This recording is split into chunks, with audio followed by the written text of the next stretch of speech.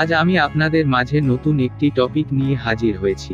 আজকে আলোচনার বিষয় হলো ধান চাষে বালাইনাশক ব্যবস্থাপনা। আজ আমি আপনাদের ধান চাষে কি কি বালাইনাশক ব্যবহার করবেন তার একটি তালিকা দেব।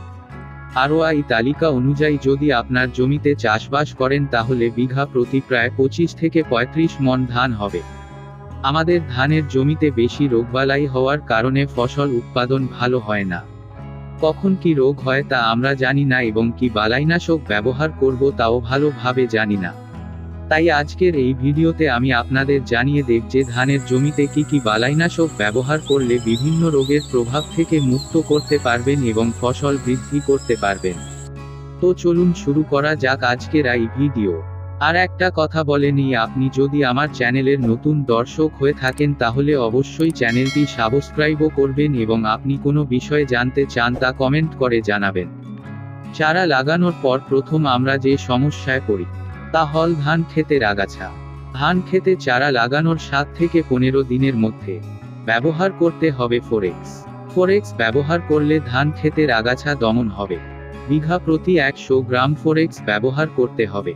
এরপর চারার বয়স যখন 15 থেকে 20 দিন হবে তখন ব্যবহার করতে হবে মনোভিট গাছের গোড়া মোটা এবং কুশি বেশি করে। বিঘা প্রতি 1 কেজি মনোভিট সারের সাথে মিশিয়ে ব্যবহার করতে হবে।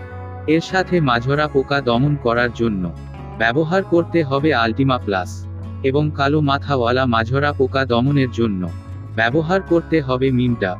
ব্যবহার বিধি: আল্টিমা প্লাস বিঘা প্রতি 10 গ্রাম এবং মিমটাপ বিঘা প্রতি 200 গ্রাম একসঙ্গে পানিতে ভালো করে মিশিয়ে ব্যবহার করতে হবে।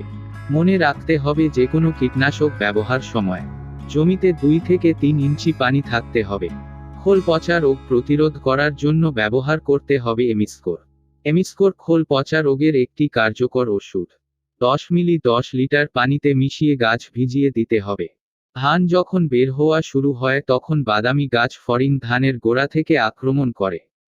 24 ঘন্টার মধ্যে পুরো ধান খেতে ছড়িয়ে পড়ে গাছের গোড়া থেকে রস চুষে খেয়ে ফেলে, ফলে ধান বের হয় না।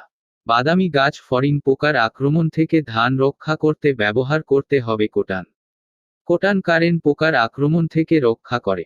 ধানের গাছ 2 হাত পরপর বিলি দিয়ে কোটান ব্যবহার করুন। 10 লিটার পানিতে 6 গ্রাম কোটান মিশিয়ে ভালো করে স্প্রে করতে হবে। এরপর শীষ কাটা লেদা পোকা দমন করার জন্য ব্যবহার করতে হবে সেতারা। শীষ কাটা লেদা পোকা মেঘলা দিনে বেশি আক্রমণ করে, বিশেষ করে রাতে এই পোকা দল বেঁধে পুরো ধান খেতে আক্রমণ করে। তাই শীষ কাটা লেদা পোকা দমনের জন্য 10 মিলি 10 লিটার পানিতে মিশিয়ে স্প্রে করতে হবে।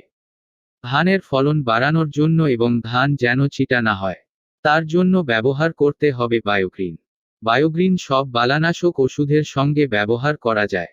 বায়োগ্রিন একটি ভিটামিন জাতীয় কীটনাশক। এটি অধিক ফসল উৎপাদনে সাহায্য করে থাকে। তো বন্ধুরা, এই ছিল আজকের ভিডিও। আশা করি ভিডিওটি আপনাদের ভালো লেগেছে।